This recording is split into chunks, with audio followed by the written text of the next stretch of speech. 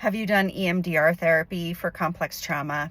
I have severely complex trauma, CPTSD, and one of the things that I did was EMDR, especially for my flashbacks and panic attacks, which thankfully are pretty much gone. But when I started 4 years ago, they were almost daily, where I would just be gripped by these emotions I just couldn't even get my hands around.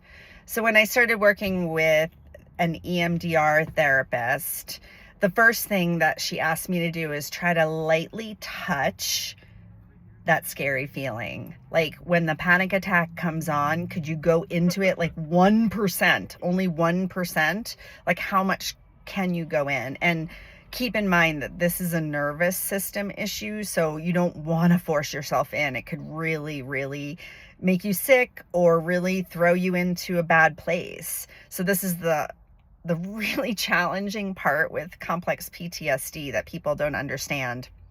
And the first time that I went to touch that memory, sort of after an EMDR therapy session, I remember I was in my bedroom and I was standing at the end of the bed and I felt sort of this wave of the panic come on, and I did what she said. I stopped and I tried to touch it just a tiny bit.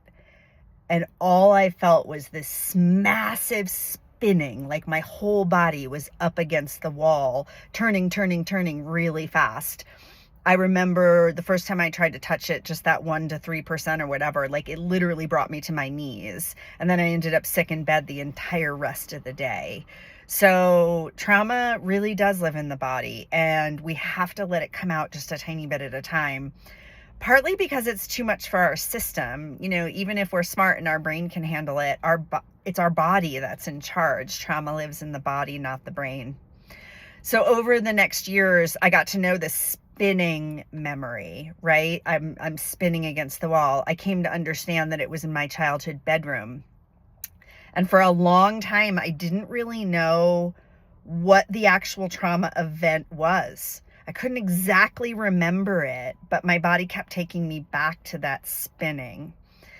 Memories would come in, like once in a while I would remember I had this Raggedy Ann and Andy coathook to the side of my bed with these giant eyes, and they would watch me. And when I was a little girl, they would protect me.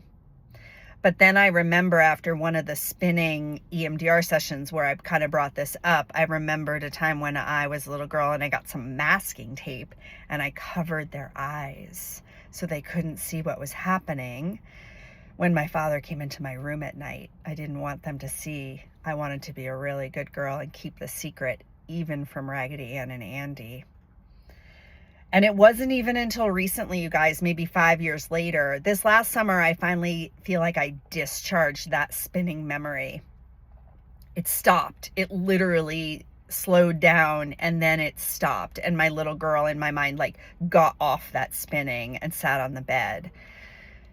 And then a few months later after that, I remembered what the incident was. And it was an inspection by my father of my private parts. Very similar to what some victims are talking about right now in the news. I thought I was alone. I didn't know that maybe other people had had that awful thing happen to them. And when it happened, it hurt and shattered me so much. I literally dissociated and spun on that wall. So my memory of spinning on that wall was real. That's where my brain took me to protect me, so I couldn't be in my body and feel what was happening. Anyway, this CPTSD stuff is really hard. And if you're working to uncover memories like that or other memories that live in your body and you're not sure about, I hope you're working with somebody great.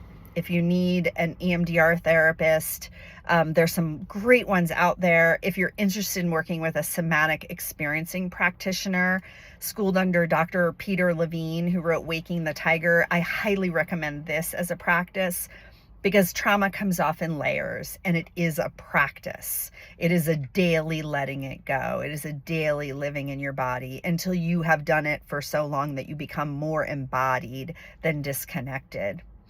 If you're interested in learning more with me, I've written a book about healing using consciousness, and like Dr. Bessel van der Kolk says, The people that heal from CPTSD do many things. They do a multiple of things. What are your things? Depends what your trauma is. Depends on where it is in your body. Depends on a lot of things. If you'd like to learn more about the things you can do to heal CPTSD, take a look at the links in my bio.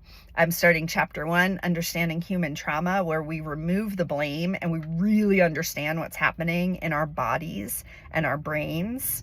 I'm also doing a free practice Tuesday mornings, 9 a.m. Mountain Time, every Tuesday. Join me for 30 minutes. We'll talk about CPTSD. We'll do a meditation to access our soma, and we'll do some affirmations because it takes a lot of self-concept realignment to remember that it wasn't your fault.